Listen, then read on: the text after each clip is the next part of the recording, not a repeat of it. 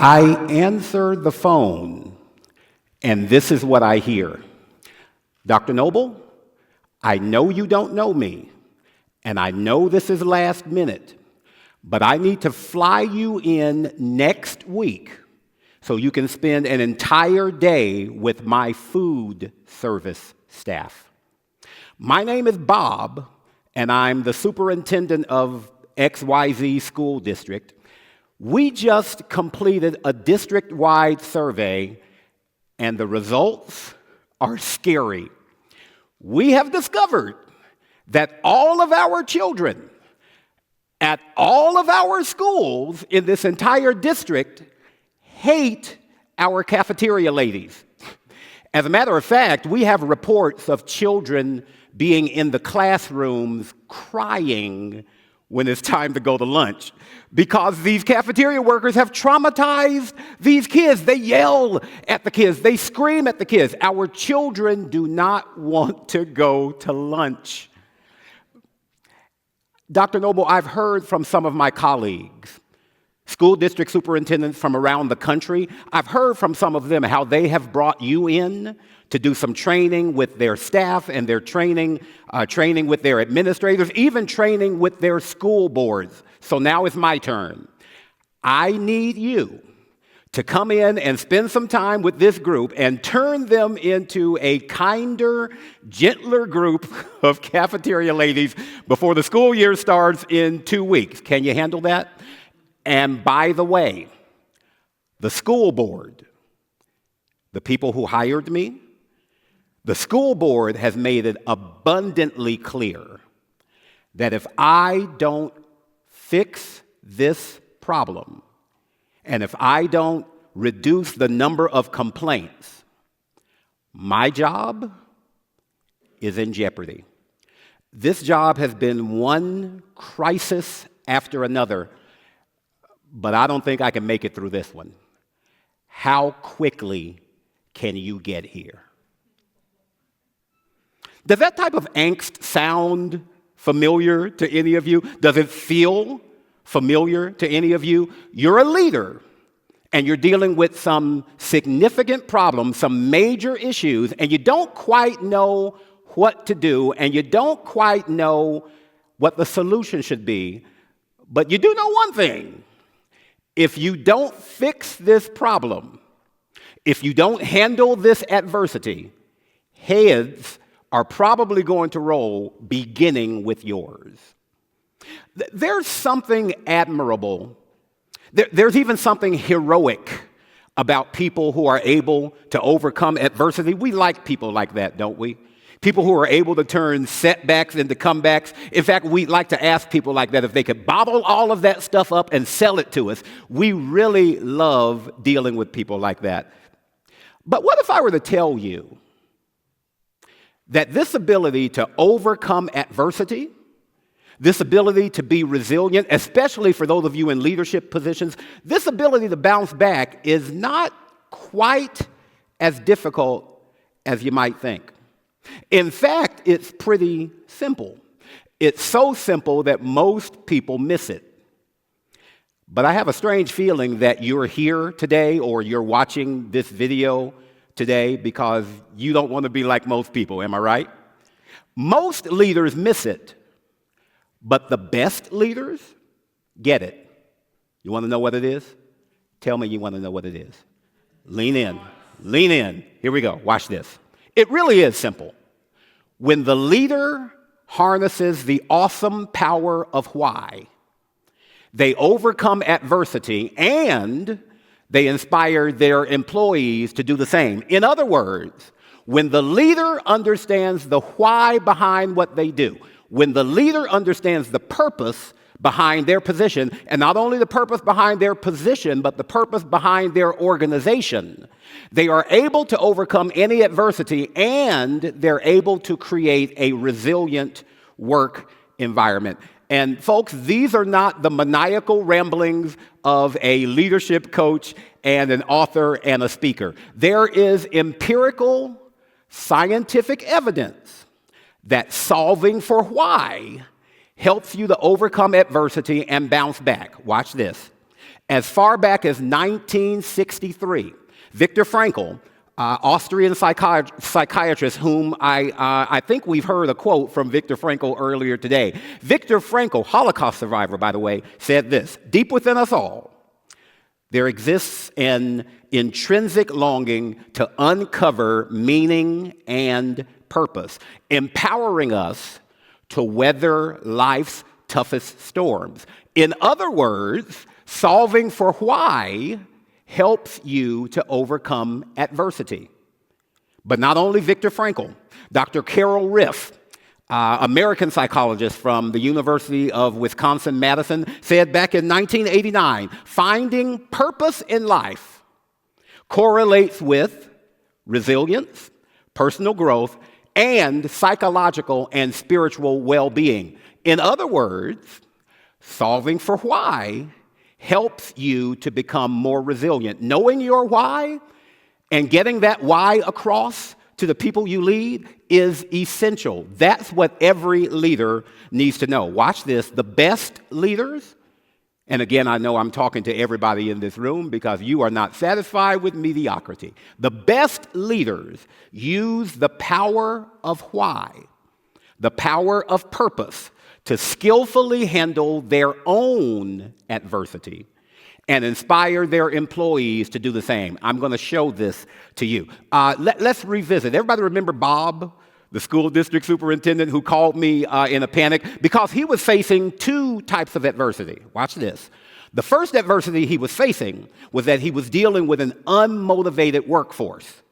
And if that weren't bad enough, the second adversity he was facing was that the school board was about to fire him if he couldn't fix the problem. I'm going to show you how I used the power of why to help turn his staff around, and then how I also used the power of why to help him to become a stronger leader. Okay? So after Bob and I get off the telephone, after this frantic call from Bob, Bob flies me out to his city to do what I do. So I'm sitting in a ballroom, standing rather, in a ballroom with all of these food service workers from all of these schools in this district. And it immediately becomes clear to me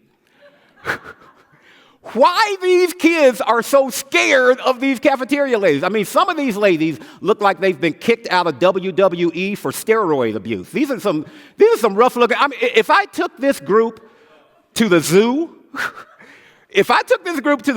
the lions and tigers and bears would say, "Oh my!" So I'm standing there.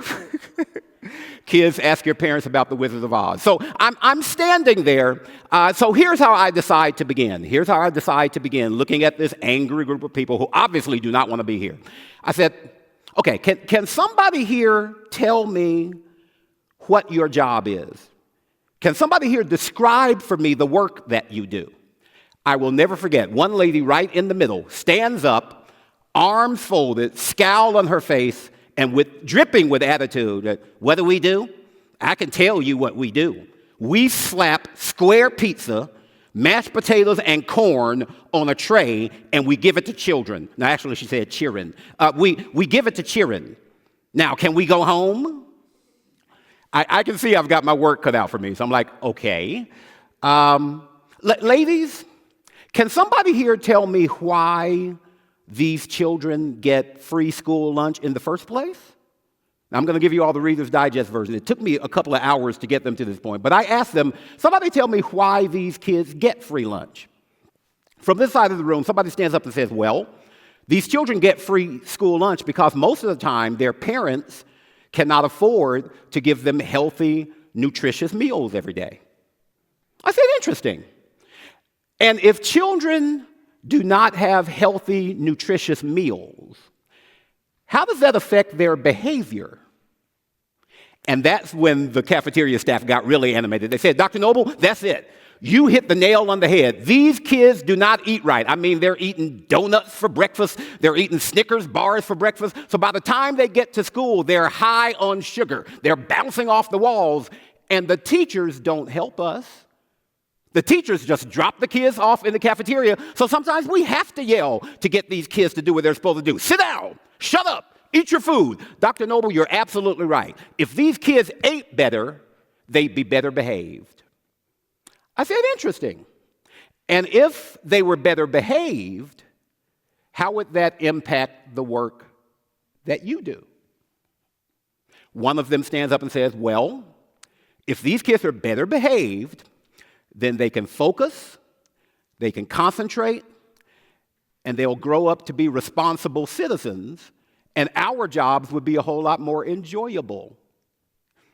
I said, okay, ladies, full circle moment. Let's go back to the very first question I asked you a few hours ago. Can somebody here describe for me the work that you do? And the same lady who had said square pizza, mashed potatoes, and corn now says, hours later, we provide healthy, nutritious meals for young people so that they can focus, concentrate, and become responsible citizens. Folks, that's a far cry from slapping square pizza, mashed potatoes, and corn on a tray. Now, that was the end of the training day. That was the end of the training day, but that's not the end of the story. Because a month after I was done with this training session, I get another call from Bob, the school district superintendent. Dr. Noble, what did you do to the cafeteria ladies? And suddenly my childhood stutter came back. I'm like, what do you mean? What did I do? He said, Dr. Noble, we've had to start opening the school buildings earlier because the food staff insists on getting a jump start on cooking. He said, secondly, all of them got together and wrote and signed a letter that they sent to the president of the school board demanding a free breakfast program because, as they put it, breakfast is the most important meal of the day, and these kids are not eating healthy breakfast. He said, third, and here's the kicker, not one of them asked for a raise. They want to come in early, they want to cook an extra meal, and they didn't ask for more money. Dr. Noble, what did you do? And can you teach me how to do it? So I shared with him what I'm getting ready to share with you right now. You want to lead somebody? You want to motivate somebody? The best way to motivate somebody is to inspire them. And you know how to inspire them? Listen closely. The best way to inspire your workforce is to reconnect them to the why of their job. You've got to reconnect them to the bigger purpose behind what they do. And I guarantee you, when you do that, you will discover, and they will discover, that the why is always bigger than square pizza, mashed potatoes, and corn. That's all it is. That's all I did. I helped them to understand the why. It was deeper than square pizza, mashed potatoes, and corn. We're nourishing the next generation. So that is what I taught his group. But the second truth that Bob needed was something that would help him to remain on the job as a school district superintendent. And this is it. Not only do you need to reconnect your people to their why, but listen closely, the why always needs to begin with the leader. If you don't have a clear why behind what you do, if you don't have a clear purpose behind what you do, the people who follow you will be twice as lost as you are. So while I had Bob on the phone, I said, Bob, there has to be a reason why you didn't quit. I mean, there has to be a reason why you reached out to me. You called me and said, Dr. Noble, I need your expertise. As soon as the school board had told you that your job was in jeopardy, you could have quit then.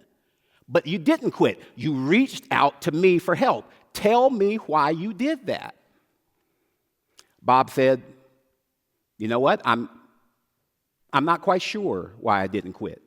I said, okay, let me help you get sure. I'm going to share with you what I shared with Bob. Is there anybody here who's a leader who's searching for their why?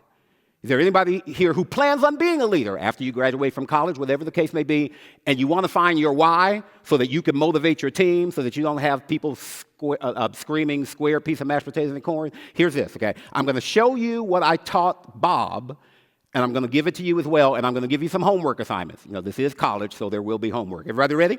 Okay.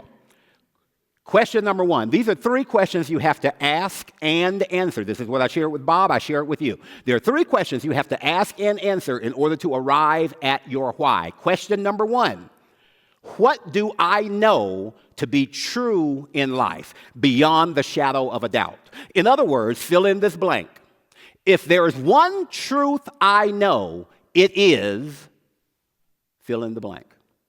That's your homework assignment. I want you to fill that blank in for yourself. When I asked Bob this question, here's what Bob said. If there's one thing I know to be true in life, it is that when I have the right information and when I have the right attitude, I can overcome any problem. Are you starting to see where we're taking Bob? Okay, but after you answer that question, and again, that's your homework assignment. If you're searching for your why, that's the first step. Everybody ready for the second step? Here's the second step, second question. Write this one down. How do I know the above statement to be true?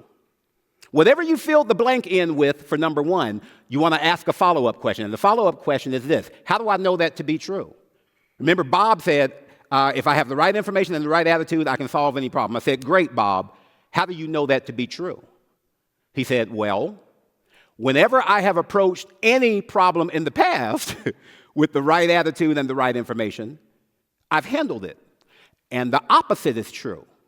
Whenever I faced any problem with a bad attitude and bad information, I have failed each and every time. So that's your second homework assignment. How do you know that first statement to be true? Third and finally, who or what taught me this truth? Who or what, and here's why that's so important.